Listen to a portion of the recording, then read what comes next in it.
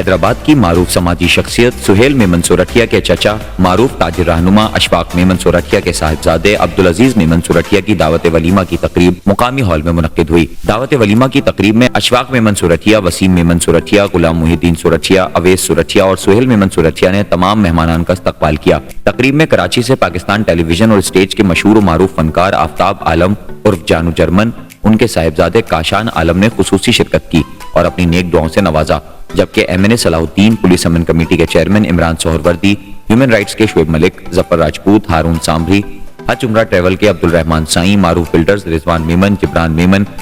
रेहान नागड़, रिजवान सोरठिया, अब्दुल रहमान सोरठिया, फैजान सोरठिया, मोहम्मद अली सोरठिया, अजान मेमन सोरठिया, दोस्त अहबाब समेत शहर की सियासी, समाजी और कारोबारी शख्सियात ने बड़ी तादाद में शिरकत की और अब्दुल अजीज मेमन सोरठिया व अहले खाना को अपनी नेक तमन्नाओं व दुआओं से नवाजा।